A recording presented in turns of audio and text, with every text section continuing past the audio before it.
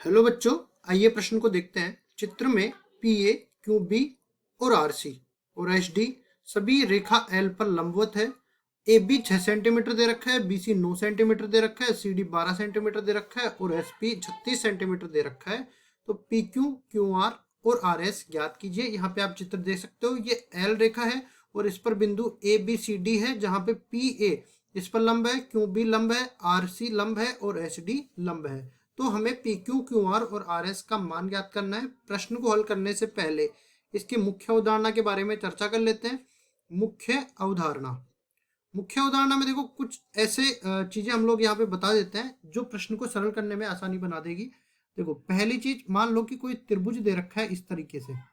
ये मान लो ये ए, ये बी और ये सी, शीर्षों को मैंने नाम दे दिया। अब इन भुजाओं से ए बी और ए सी भुजा से हमने एक रेखा खींची जो कि बी सी के समांतर है।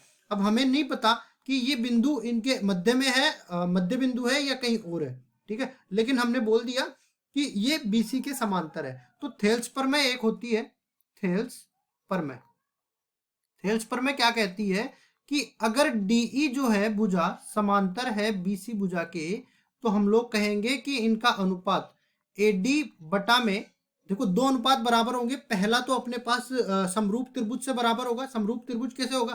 देखो ए शीर्ष तो इन दोनों में उभयनिष्ठ है। कौन सा त्रिभुज? एडीई त्रिभुज और एबीसी त्रिभुज। ए शीर्ष उभयनिष्ठ है और समांतर है, तो कोण डी जो है कोण बी के संगत है, कोण ई कोण सी के संगत है।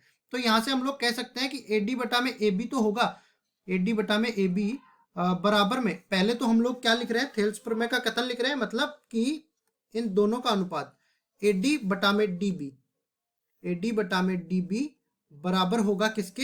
एई बटा में ईसी, एई बटा में ईसी।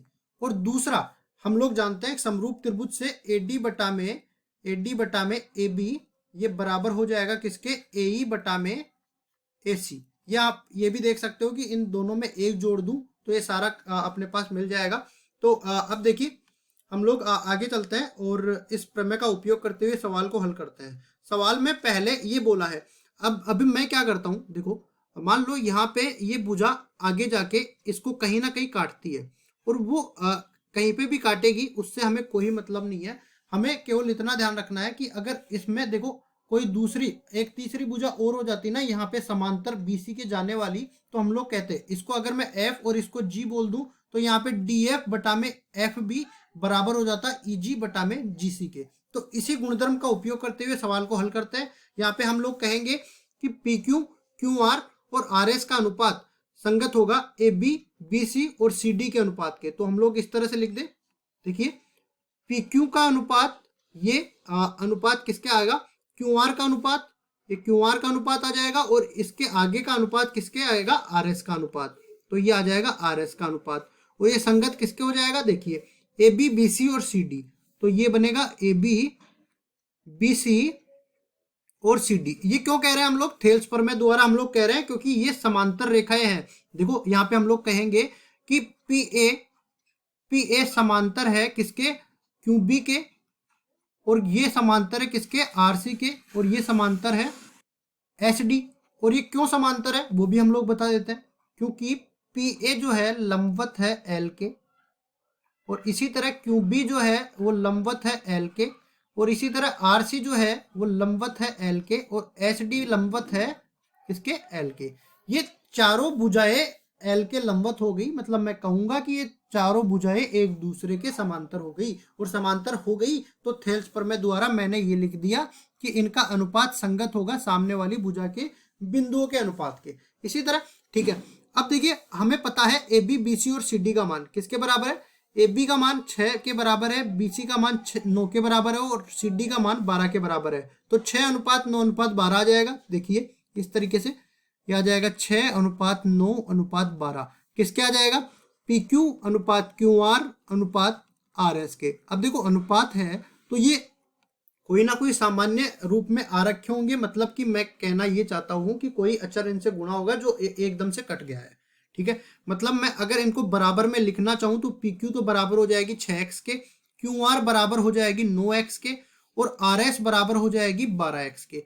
अब देखो ये x का मान निकालने के लिए हमारे पास बोला है कि ये जो P से S तक की जो दूरी है ना वो 36 सेंटीमीटर के बराबर दे रखी है। ठीक है, मतलब मैं कहूंगा PQ plus QR plus RS ये बराबर किसके है, PS के बराबर दे रखी है।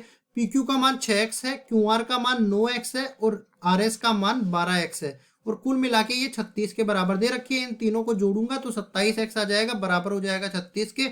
x का मान बराबर आ जाएगा 36 बटा 27 के, 9 से कट जाएगा तो 4 बटा 3 के बराबर x का मान आ गया। अब देखो हमें जरूरत किसकी है, हमें PQ QR और RS की जरूरत है। तीनों का मान निकाल लेंगे x को गुणा करके। तो देखिए यहां से अपने पास PQ बराबर हो जाएगा 6 गुणा में 4 बटा 3, कुल मिला के 3 से ये 2 बार कटेगा और 4 दूनी 8 ये बन जाएगा। फिर चलते हैं QR में, तो QR बराबर हो जाएगा 9 गुणा में 4 बटा 3, 3 से 3 बार कटेगा, 4 3 12 हो जाएगा।